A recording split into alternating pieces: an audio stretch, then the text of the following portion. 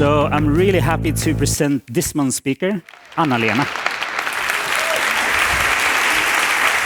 Tack. Thank you. Thank you, Christer, for the introduction. Thank you for coming. So good to see so many of you.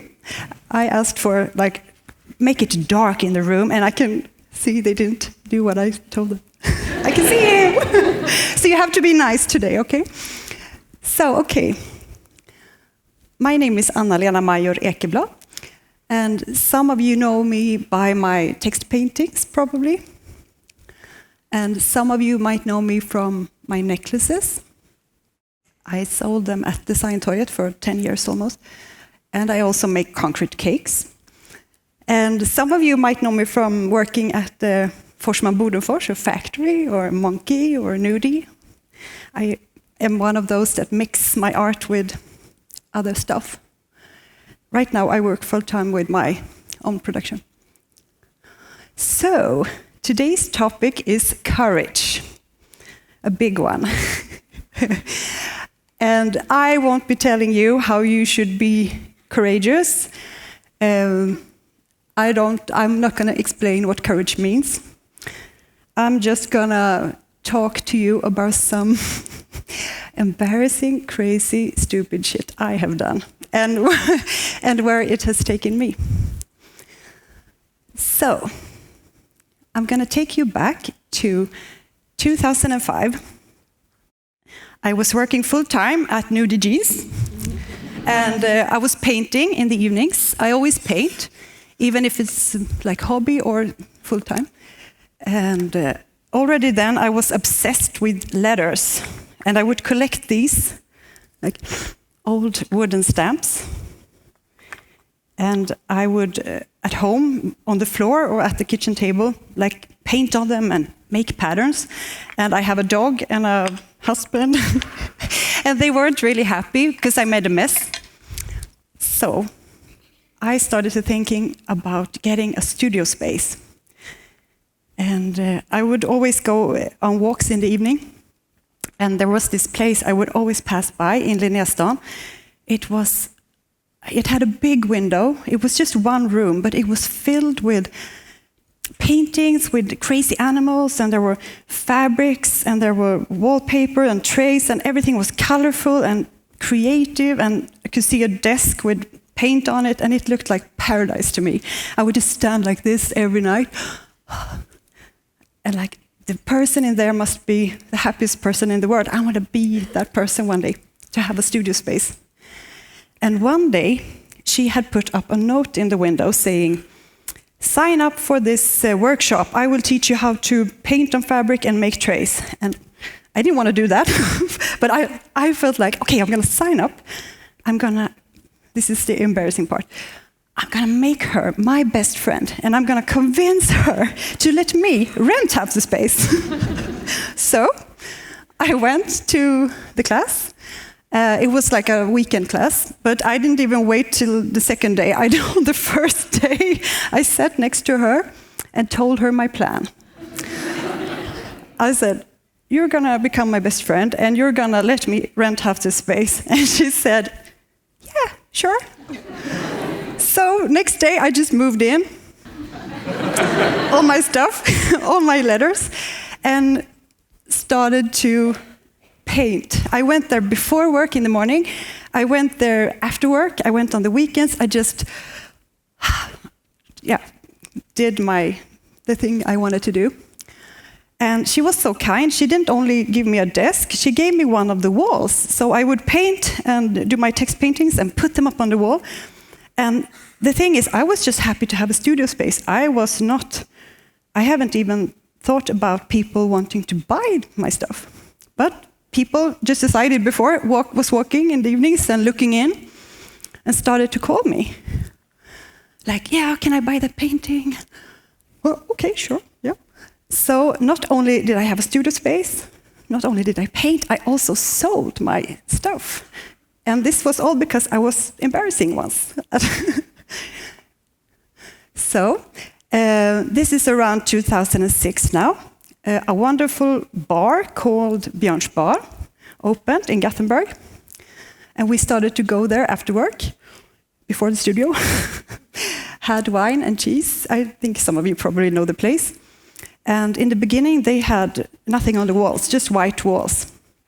So one evening, the manager asked me, she said, can't you bring some stuff and hang on the walls? And she didn't have to ask me twice. I just ran to the studio, grabbed as many text paintings as I could, and put them up. And it was so funny, because as you know, I do like patterns more than text. So people were sitting, drinking wine, eating cheese, and like going, like this.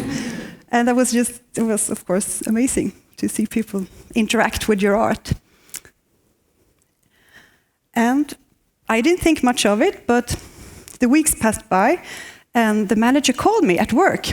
And she said, you need to bring more paintings, because we sold. And I said, which one did you sell? No, we sold all of them. You need to bring more. I'm like, okay. So I painted more. I did this for now a couple of years. And my people always tell you, don't quit your day job. Like, day job is you work, and paint is something, that's not something you do for a living. Or at least that's how I was raised. But I enjoyed so much to be in my studio, do this painting, and I also sold, and I could save the money. So, of course, in my head, I started to think, like, what if I put my energy and time into my stuff? Where can that take me? What could happen? And I just felt like I didn't really have a plan, but I felt like I need to try this. So I quit my job. And I was working at Nudie Jeans. I love that place. I still love the place. I love the people. But I felt like I need to. My heart was telling me, you need to try this. It wasn't telling me, it was screaming to me, you need to try this. So courage to me is to not always know what will happen and still be brave enough to follow your heart. Yeah, and the plan, I didn't have much money. I had saved some. I knew I could pay my rent and eat for 2 or 3 months, but I needed to like really start selling more. But life doesn't always go as planned. So one day when I was walking to my rented studio space, I passed by this place. Maybe you think like, well, yeah, it looks really crappy. It was like a stinking hole in the wall. It didn't have any electricity. It didn't have running water. It was an old liquor storage. Gyllene Prague, you know, the old place, used it to store liquor. So it smelled horribly. And yeah, you can see the shape of it. But I went inside, I lifted the floor and found this tile floor underneath. And just, again, my heart wasn't like, it was, you need to be here inside this space. So I spent all my savings and bought the place and just started to redo it, like, what do you call it? To renovate it. And it was springtime, so it was kind of warm, and I kept the door open. I was just painting and doing stuff, and the people of Gothenburg is a really friendly kind. They came in, they were so curious, they were so encouraging. It was as if my happiness and energy attracted people. They would just come in, and I was, I had some text paintings leaned against the wall while I was painting, like not painting art, painting the walls. I would still like sell some of it, and money started to come in. So courage is to believe in yourself, even if you don't really have a plan or you don't really have money. You can still, I felt like I know myself, I know I have the energy, and if I just do my best, people will be attracted to it. So people came, people bought, I had exhibitions. It was so fantastic to have your own space. I could have like teach something one day or have a show one day. I could do whatever I wanted because it was my space and my time. And one day, Monocle magazine came to Gothenburg. They came to see Ruben Östlund and his production guys, and they went to see the Nudie guys and the guys at Filter magazine. And they also met one woman in Linnéastan. And that was me. So they came to my studio and they wrote this fantastic article and took pictures. And that was to me, that was really big. So, this is in Swedish now. Jag lovar mitt modiga hjärta att alltid välja lyckan. It translates to, I promise my courageous heart to always choose happiness. Maybe it's not always the smartest thing to do if you think about money or safety, but I think that if you really love something and it really, really makes you happy, to me that is what is important. Yeah. So, I know we have Macforum here today giving us coffee. And the funny thing is, they were also, no, not there. Sorry, just need some vodka. No, next door to my studio, this guy who was a big boss at Macforum at the time, I think he still is a big boss at Macforum, Mats, he lived next to my studio. So we used to stand outside, talk and chat, and one day he said, well, wouldn't you like to hang some of your paintings in our store? And I was like, yeah, sure, why not? You know me, I came the next day with tons of paintings. And I also made, of course, some special ones for them. And one thing led to another. So one day, this other fantastic guy, an art director, Fredrik Ståhl, fantastic guy, he was on his lunch break. He's an art director. He went to Macforum to pick up a chord or program or something on his lunch break, and he just got the assignment from Göteborg Company to redo the Göteborgskalaset, make it into something new, something fresher, more cultural. And he looked at the walls, saw my paintings, and thought, wow, this is something I would like to do with that campaign. So he gave me a call, and all I heard was Göteborgskalaset, and I said, no. I thought about shrimp eating people on the avenue and the city smelling not so good. And he said, no, I have something totally different in mind, and I'm thinking about doing something new, like more your style, the style you do for your art. I still wasn't really into it, but I said, okay, you can come over and explain more. And he did.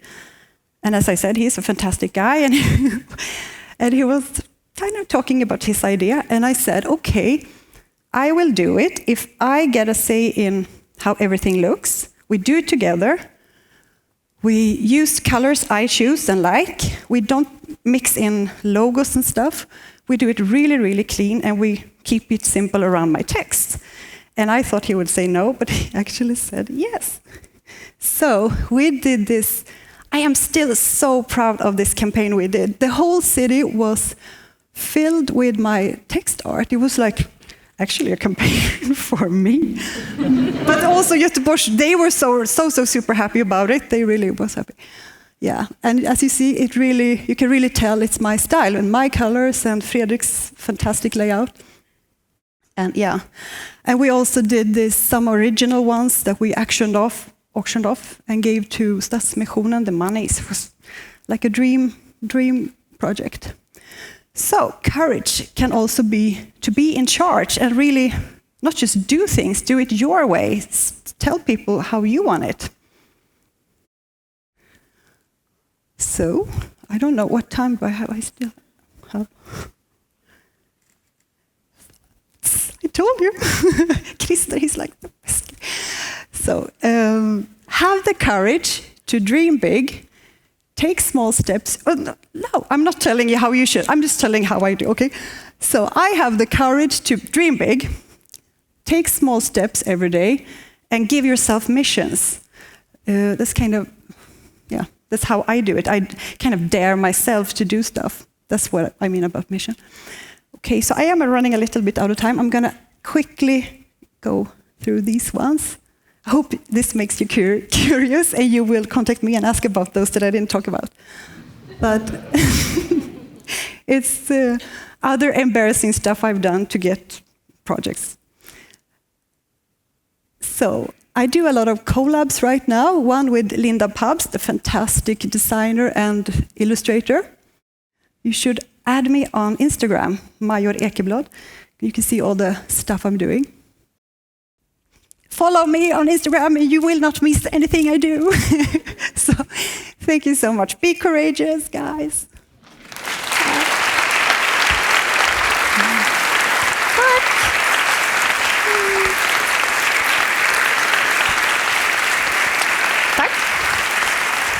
This was my plan B.